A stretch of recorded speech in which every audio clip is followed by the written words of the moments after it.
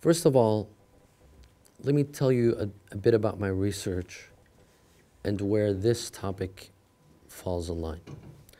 For the past 3 years, I've been engaged in research on the jurisprudence of women in Shi'i Islam, or as we call it, Fiqh al-Mar'a, laws pertaining to women in Shi'i Islam.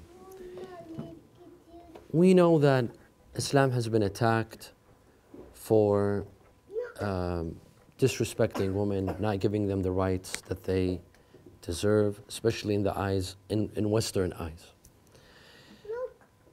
And Hausa, just like at any other place, they have to react to what's happening in the world. There's a feminist movement that's been happening in the West for several decades now. Women are gaining rights, as they should. Should the Hausa remain silent and not offer suggestions and not give a position as to what Islam says regarding these rights? Do we just sit back and relax? Or do we offer a reaction? Do we say what Islam's position is? What's the fiqh position on these changes? Now, so among the topics that I've been dealing with for the past couple of years, age of puberty for women, for females, and I reached the conclusion that it's not at the age of 9, but it's at the age of either 13 or when a female menstruates.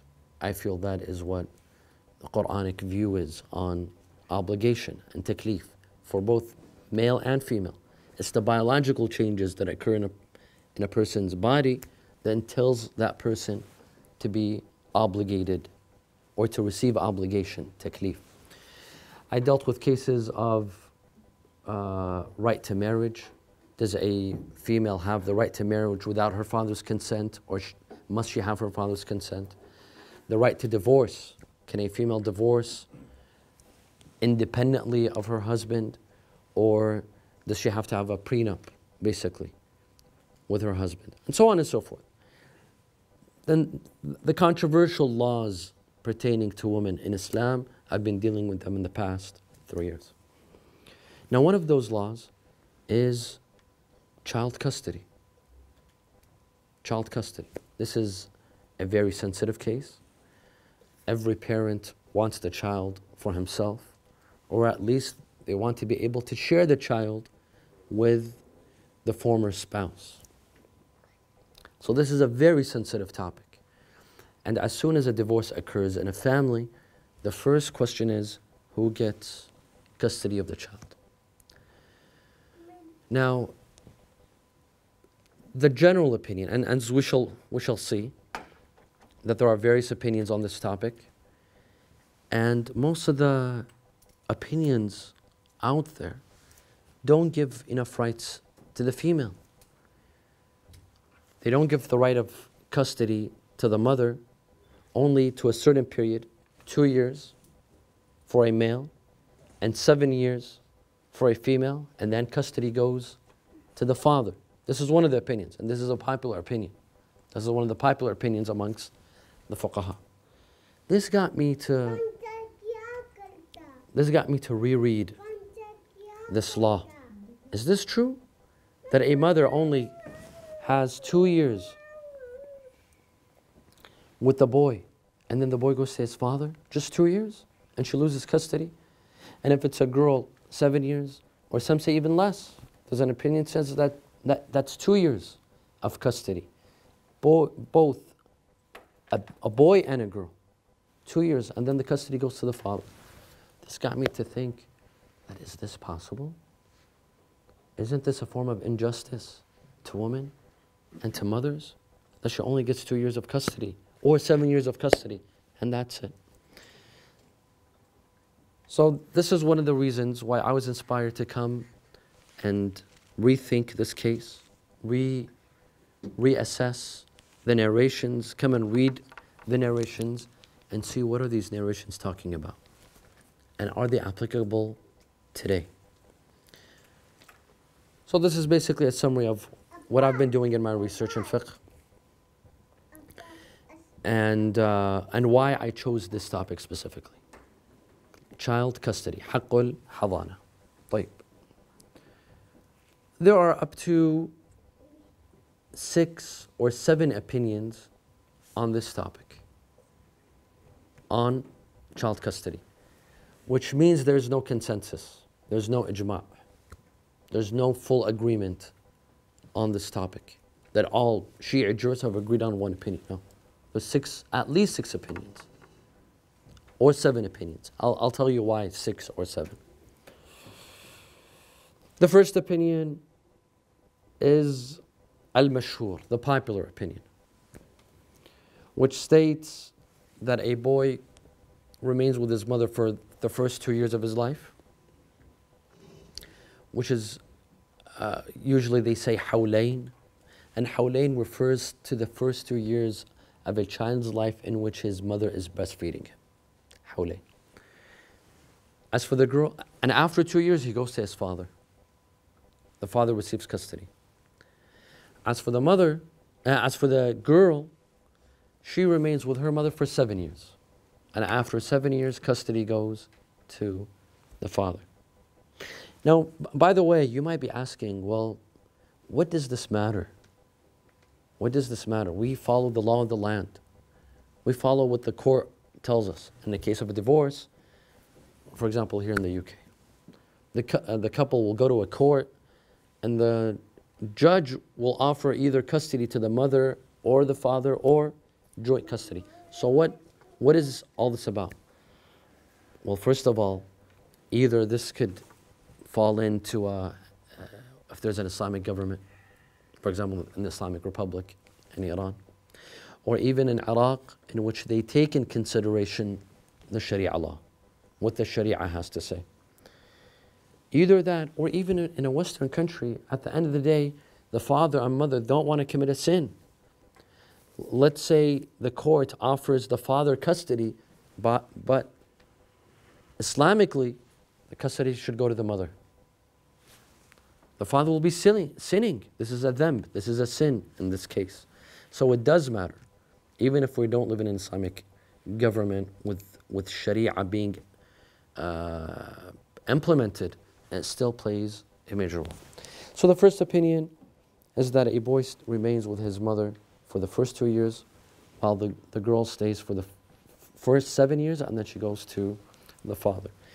This is one of the opinions of Shaykh al-Tusi. Shaykh al-Tusi has 2 opinions on the matter, and this is very normal for Shaykh al-Tusi or Al-Allam al-Halli to have several opinions on one matter. In an earlier book, they chose one opinion. After 20 years, they chose another opinion. So that's something very, very valid. Ibn Idris al-Halli, a former jurist, this was his opinion. Al-Muhaqqiq al-Halli in his book Al-Mukhtasar, this was his opinion. Al-Shahid al-Thani in Al-Masalik, Al-Fadil al-Abi in Kashf al-Rumuz, Al-Allam al-Halli in Al-Qawa'id, this was their opinion. 2 by 7. 2 years the boy remains with his mother, 7 years is the daughter, and then custody goes over to the father. Now, as you can see, if we were to say that this opinion applies to all times and all circumstances, you might say this is an injustice. This is an injustice. After 2 years, you take the child away from his mother. This is an injustice not only to the mother, but also to her son. You see? This is one opinion. And from contemporary scholars, Shaykh al-Wahid al-Khurasani in Qom, this is his view. The second view is that a boy remains with his mother for the first 2 years, while the girl remains with her mother for 9 years. After 9 years, she goes to her father. And this is the view of Shaykh al-Mufid in 2 of his books, Al-Muqni'ah and Ahkam al-Nisa. By the way, among the first of our jurists that wrote on the laws of women in Islam was Shaykh al-Mufid. And this book is published, Ahkam al-Nisa. It's about 50 pages, starting from Salah and Tahara all the way to typically books of fiqh, they start with tahara, which is wudu, ghus, and they end with diyat, blood money. Either blood money or when you break someone's hand or arm, the money that you have to offer. Shaykh al-Mufid discusses the law of women starting from tahara up till diyat. So this is the second opinion. The third opinion is that a mother has sole custody of the child lest she gets married, remarried. So if they divorce, she gets custody of both children without conditions unless she remarries. If she remarries, she loses custody rights. And this opinion has been ascribed to Shaykh al-Saduq in his book Al-Muqni'. Shaykh Yusuf al-Bahrani in his book Al-Hada'iq, he ascribes it to Shaykh al-Saduq. Shaykh al-Saduq is one of our earliest jurors. When I referred to his book Al-Muqni', it wasn't there. I didn't find it. I found in parentheses that it says وَإِذَا طَلَّقَ الرَّجُلُ امْرَأَتَهُ وَبَيْنُهُمَا وَلَدْ فَالْمَرْأَةُ أَحَقُّ بِالْوَلَدِ مَا لَمْ تَتَزَوَّجْ. If a husband divorces his wife, then the wife is entitled to custody lest she gets married. This was in parentheses. The footnote says that this was not in Al-Muqni'. We took this from Al-Allam al-Hilli's book Mukhtalaf al-Shi'a. Al-Allam al-Hilli has a book called Mukhtalaf al-Shi'a in which it's basically about the various opinions of Shi'i jurists.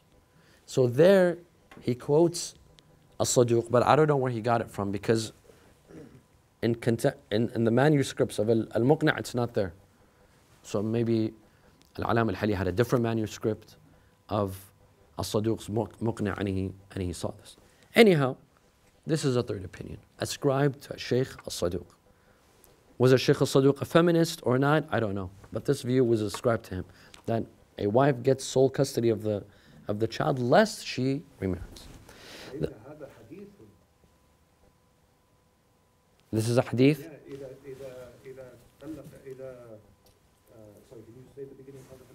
إذا طلق الرجل امرأته وبينهما ولد فالمرأة أحق بالولد ما لم تتزوج. It is a hadith. أو تفطمه. That's another hadith. The point is that this is a hadith. This is a hadith. In fact, As-Saduq's Muqni', which is a fiqhi book, it was all narrations.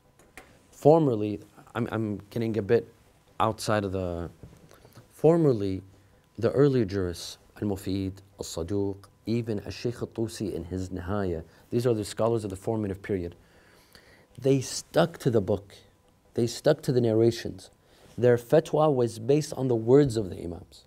They wouldn't take out a word, they wouldn't add a word. Al-Muqni' was a book like that.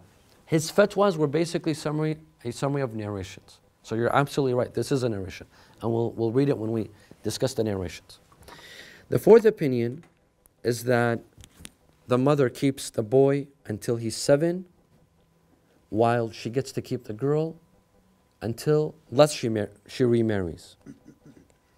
Or the girl gets married.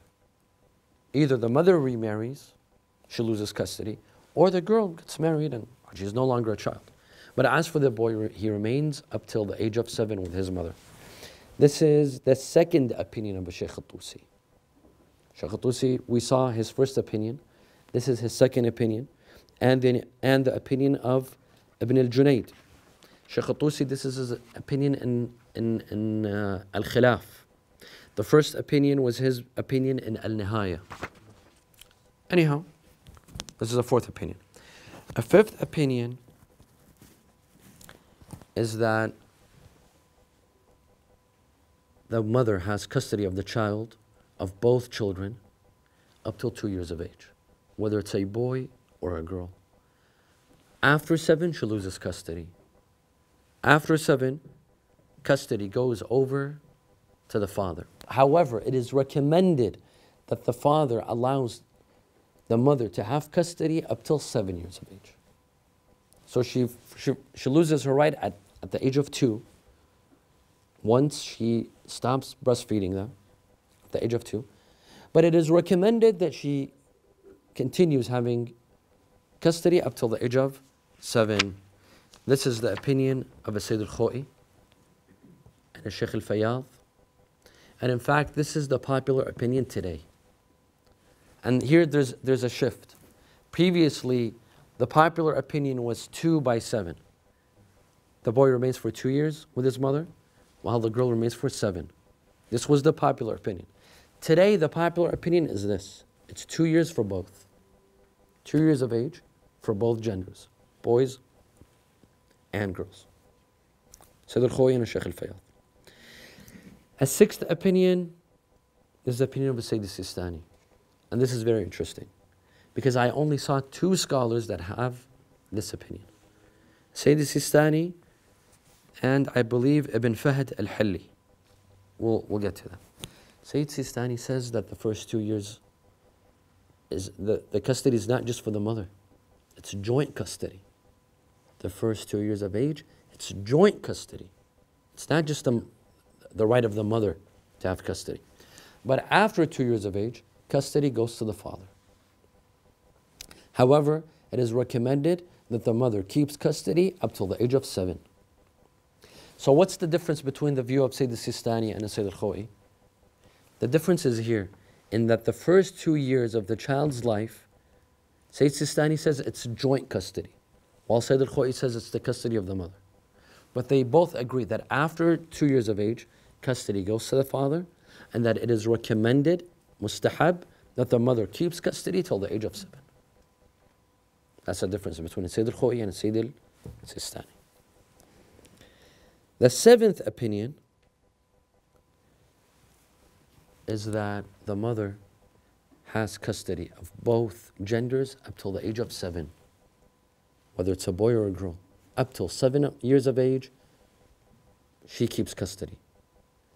After that, the father gets custody.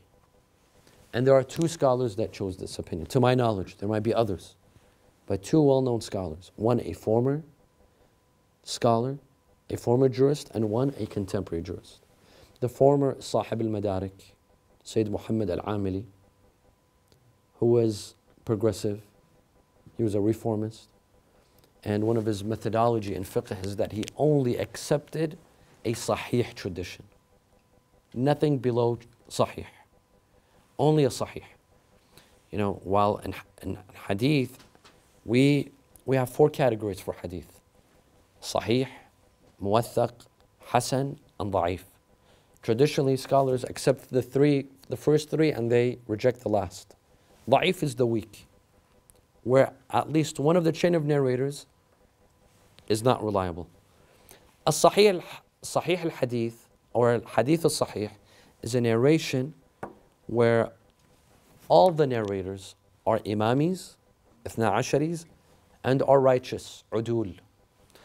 Al-khabar al-muwathaq is where they're all righteous, but at least one of them is not an imami. He might be a Sunni, or he might be an Ismaili or a Zaydi. Al-khabar al-hasan is that they're all imamis, but we don't know if they're all reliable. They've been praised. They've all been praised, but we don't know for a fact they're reliable. Al-khabar al-da'if is that one of them, at least one of them, is unreliable. And all it takes is one individual to ruin the entire chain of narrators. If one of them is unreliable, you can no longer rely on the tradition. It becomes da'if. Now this is the opinion of Sayyid Muhammad al-Amili, Sahib al-Madarik, who only accepted al-khabar al-sahih and nothing else. And this is the opinion of Sheikh Muhammad Hadi Ma'arifat, who is a contemporary scholar.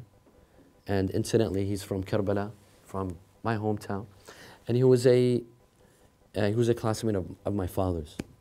He was in Karbala, and then in Najaf, and then he went on to Iran and to become a judge. And he had several of his opinions matter in Islamic courts in Iran. And this is one of his progressive opinions, is that a mother gets to have custody of both genders up till the age of 7. طيب. Now, by the way, Sunni jurists are also split. So it's not just our jurists that are split on the case, but Sunni jurists are also split on the case. Shaykh al-Tusi, in his Khilaf, Fiqh al-Khilaf, he mentions the views of Sunni jurists. And he says, Shafi'i said this, Abu Hanifa said this, Ahmad ibn Hanbal. And apparently they're split just as much as our jurists are split. They are also split on the matter. طيب. Does the Quran discuss child custody? It's not very clear. We have Surah Al-Baqarah, verse 233.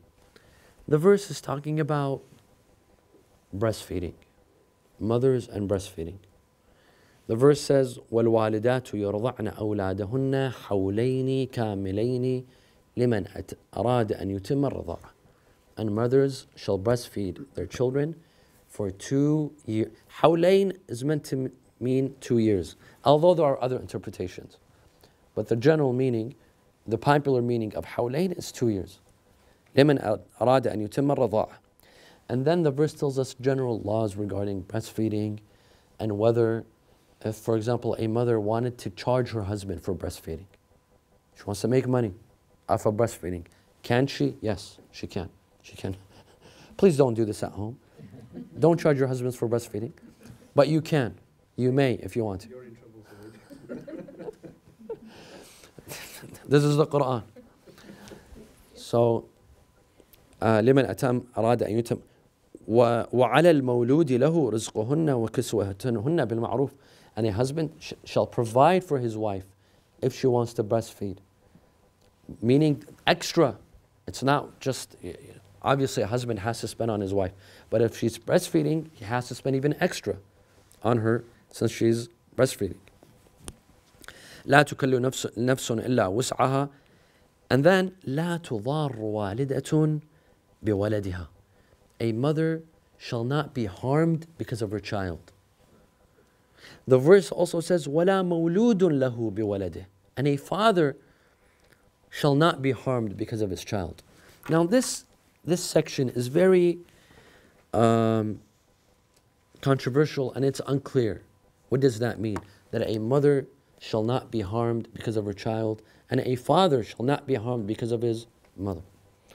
We have one narration that gives an interpretation that says, for example, well, how will the father be harmed if his wife refrains from making herself available to her husband? Why? Because she's afraid she will become pregnant again and she will not be able to breastfeed. So because of the child, the father has to pay the price of lack of intimacy, so to speak. So this is a harm. This is a narration on this. While the narration says that the husband can do the same. He does not, there's a lack of intimacy from the husband's side towards the wife. Why? Because he doesn't want her to get pregnant so that she continues breastfeeding the child. While the verse says, لا تضار والدة بولدها. That the mother shall not be harmed because of her child. And the father shall not be harmed because of the child. This is one reading. And there's a narration. This narration is in Majma' al-Bayan by Al-Alama Tabrasi. Another reading is that the mother shall not be harmed because of her child, meaning you shall not take the child away from his mother. You shall not take the child away from his mother. Because she has the right to breastfeed. She has the right to nurse. She has the right to take care of the child the first 2 years.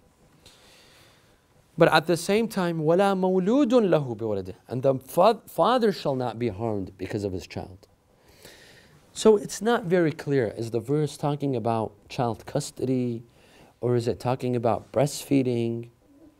Why? Because the verse also addresses that if, and there's narrations on this, that if a father finds a nurse, not a nurse, murda'a, wet nurse, that will accept less money than the mother, than his wife, then he can take the child from his wife and give it to the wet nurse. These are narrations. Now, how how accurate, how authentic, that's besides the point. We'll talk about this later on. But if the mother is willing to accept the same amount that anyone else, then no. The father cannot take the child from his mother. She is more entitled to breastfeeding the child, to be the witness. So it's not very clear, is the verse talking about nursing the child and breastfeeding, or is it talking about child custody? Well, I feel it has nothing to do with child custody. It's talking about breastfeeding. It's talking about nursing the child and not child custody. طيب. When we come, so this is the Quran. When we come to the narrations, we see the narration, there's a form of contradiction in the narrations. First of all, the narrations, some of them are weak in isnad, ضعيف. Some of them are muwathaq. Some of them are hasan, and some of them are sahih. So, looking at their chain of narrators, they're not all on the same level. Some have a very strong chain of narrators, some are weak. So this is the first thing to keep in mind. Two, they're contradictory. For example, one group of narrations say that the first 2 years of a child's life, custody shall be joint. And after that, فَإِذَا فُطِمَ فَالْأَبْ أَحَقُّ بِهِ مِنَ الْأُمِّ. But after the 2 years, once he's done breastfeeding, the father has precedence, or he has right over custody than, he has more of a right over custody than the mother. Right. So this is one category. And there's several narrations that fall in this category. I'm only reading to you one. Another category says that the mother has custody. It's not joint. As long as the mother is breastfeeding, she has right over custody. But if she does not breastfeed, she refuses to breastfeed, then the father has custody. So there's that sort of narration. A third group of narrations says that the mother has full custody. Period. Lest she gets married. Unless she goes and marries another man, she loses custody. The children go to the father, her first husband. مرسلة المنقري المرأة أحق بالولد ما لم تتزوج. And perhaps As-Saduq, he was looking at this narration. He was narrating this narration. But the problem, this has a weak chain of narrators. It's a mursal. Mursal meaning that the narrator, there's a wasita, there's a gap between the narrator and the imam, and we don't know who the gap is. We don't know who that individual is. Is he reliable? Is he not reliable? We don't know. And then ilm al-usul, this narration will be considered what? غير حجة. It's unreliable. A fourth group, and this group has the most authentic chain of narrators, is that the mother shall have child custody of both genders up till the age of 7. This this narration has the strongest chain of narrators, the strongest isnad. كتب إليه بعض أصحابه كانت لي امرأة ولي منها ولد وخليت سبيلها. I had a wife and I have a child from her and I divorced her. Who takes the child? The Imam wrote المرأة أحق بالولد إلى أن يبلغ. الولد, even though it's saying the mother shall have right to the walad, you might think it means a boy, but it's not. Al-walad in narration, it's used for both boys and girls. And here, this is why some fell into a misunderstanding. Because the verse says walad, they immediately thought it means a boy. While in the Arabic language, al-walad or al-mawlud, it goes for both boys and girls. Or offspring. لم يتخذ صاحبة ولا ولدا. God does not have boys? No. God does not have children. Not specifically boys. Walada, mawlud, walad. Although in colloquial Arabic, will say walad wa bint, boy and a girl. But in Arabic Fusha, al-walad is for both genders. Anyhow, so this is also a matter of disagreement between the jurists. The Imam says, the mother shall have custody of the child إلى أن يبلغ 7 سنين إلا أن تشاء المرأة, unless the mother doesn't want custody. If she doesn't want custody, she could offer custody to her husband. Otherwise, she has custody of al-walad, and we said al-walad is both boys, a boy and a girl, up till the age of 7. This is the strongest narration when it comes to isnad. As a Rijali, I'll tell you that this narration has the strongest isnad. طيب. These are the chain of narrators. There's another narration that also mentions the age of 7, that a mother shall keep the child up till the age of 7, but there's a problem in its isnad. This narration is in Mustatrafat al-Sara'ir, the book of al-Sara'ir by Ibn Idris al-Hilli. Ibn Idris al-Hilli was a grandson of Shaykh al-Tusi. In the end of his book, he compiles certain ahadith, and he called it Mustatrafat al-Sara'ir. The problem is, Ibn Idris, he doesn't mention his chain of narrators. How did he receive these books? How did he receive these original books of hadith? By the companions of the Imams, huh? When he mentions a hadith, these are by the companions of the Imams. For example, Musa bin Bakr al-Wasati, and a companion of Imam Sadiq, he narrates directly from the book of Musa bin Bakr. The question is, how did the book of Musa bin Bakr reach him?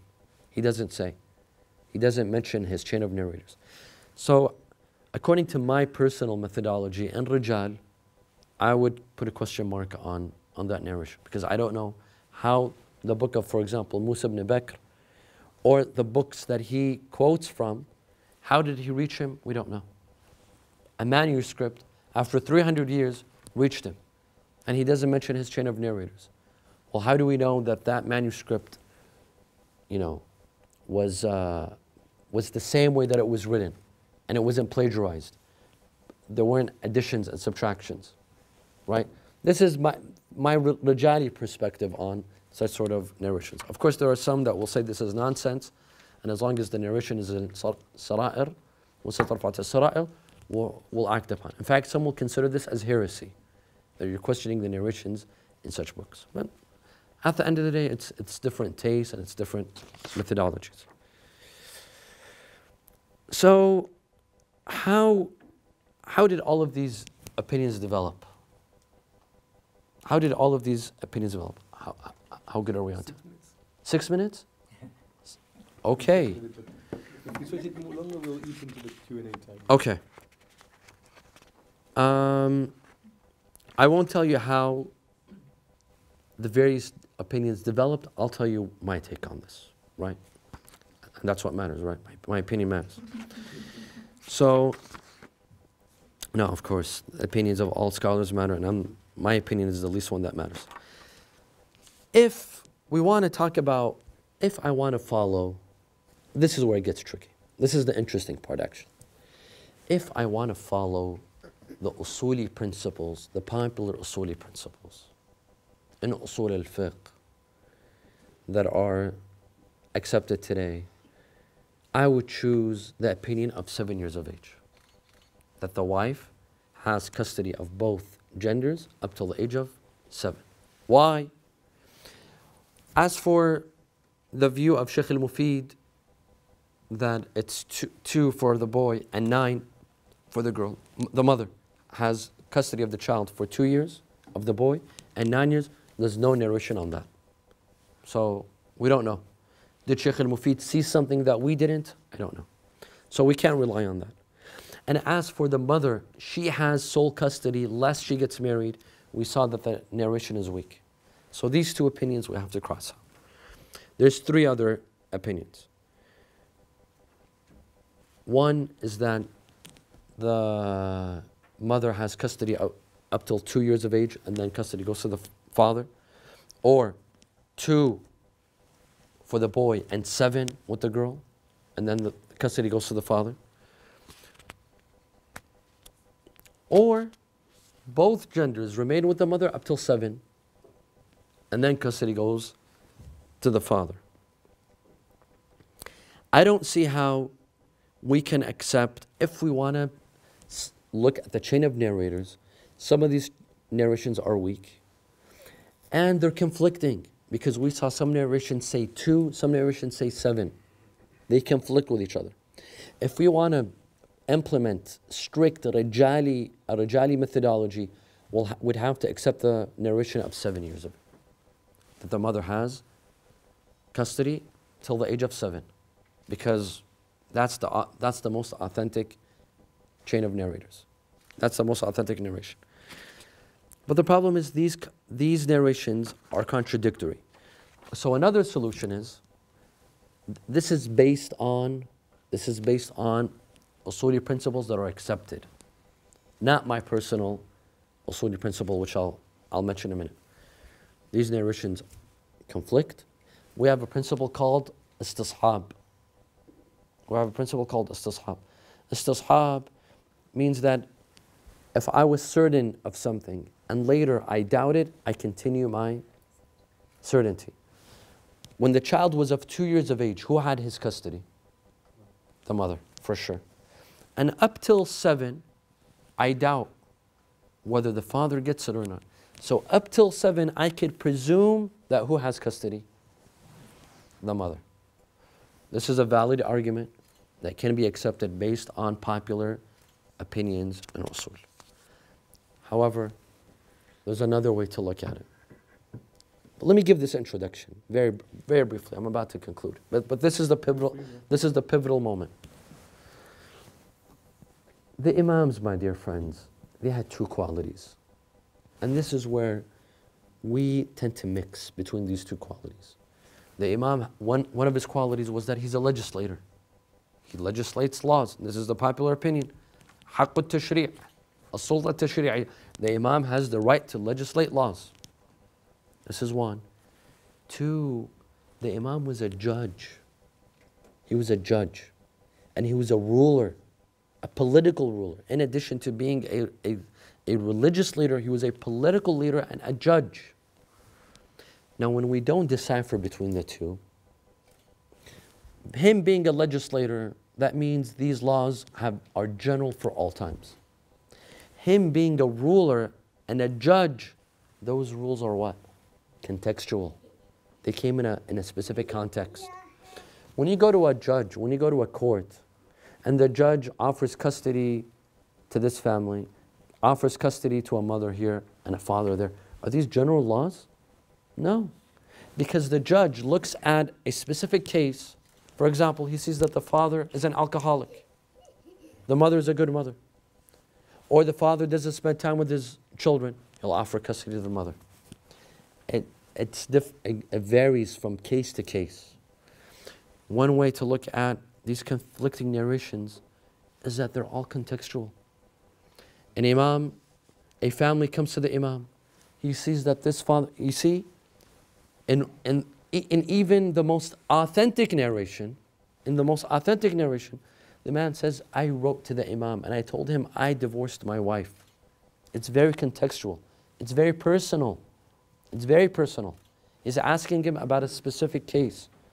The imam says, your wife shall have custody up till the age of 7 of both genders, or al-walad. This is not meant to be general. For us to say that the mother has custody up till 2 for a boy and up till 7 for a girl, for all times, this doesn't make sense. This is not ibadah. See, this is not a ta'abbudiyat. This is not an act of worship. When it comes to an act of worship, we follow blindly. Salatul Dhuhr is 4 units, I follow blindly. Tawaf around the Kaaba is 7 times, I follow blindly. Because that's the point of ibadiyat. That's the point of worship, is to follow blindly. But child custody, this is not an act of worship. These are social relations. These are family bonds. This is not meant to be followed blindly. This is based on maslahah. This is based on circumstances. Perhaps a mother is not fit to have child custody. Why should I give it to her and forbid the father? Or the father is not fit. Why should I give him custody and not the mother? Thus, I believe that all of these narrations are contextual. The Imam gave custody to a mother up till the age of 7 based on that circumstance, because he felt that she is more qualified. And the father, because he felt he was more qualified. This is all contextual. At the end of the day, it goes back to the Imam, and in the case where the Imam is absent, to a person who sits in the seat of the Imam, and that's the jurist. And we have narrations that we can follow. فَأَمَّا مَنْ كَانَ وَأَمَّا الْحَوَادِثُ الْوَاقِعَةُ فَارْجِعُوا فِيهَا إِلَى رُوَاةِ حَدِيثِنَا. In current affairs, in current matters, refer to the narrators of our narrations, meaning the jurists, meaning the fuqaha and jurists. A family comes to an Islamic judge or a mujtahid, a faqih, and based on their circumstances and based on the interests of the child and of the parents, he will grant custody. It could be to the mother, it could be to the father. It could be at the age of 2, it could be at the age of 7, it could be at the age of 9. I think this is based on the narrations. If we consider these narrations as contextual, they were not meant to be general. This is a problem, my dear friends. The problem is when we look at a narration and we immediately assume that it is meant to be general for all times. No. The Imams, they cater to their communities. In fact, we would not be doing justice if we did not assume this about the Imam. It's like your local Imam at your local mosque. If he wants to speak generally and he does not cater to the problems of the community, that Imam will be a failure. He has to cater to the needs of the community. And that means that the commands that he issues to his community, it cannot be applied to another community. We have to look at the circumstances. If that other community has similar circumstances, yes, but usually communities are different. The Imams, so too, they solve the problems of their communities. Yes, some of their teachings were meant to be general. And that is the job of the jurist to discern what of their teachings and laws were general for all times, what we call qadiyya haqiqiyya, meant to be applied at all times and all places, and what of their teachings were restricted to a certain place, to a certain time, to a certain individual, to a certain family. When we don't draw this line, we'll get into trouble. If a jurist does not draw this line, he'll get himself into a mess. It's very important to understand this. That some of the teachings of Ahl Bayt were contextual. They came to a specific, they addressed a specific problem and are not to be meant to be general. I conclude. Thank you so much. My pleasure. Presentation. Allah yahfazkum.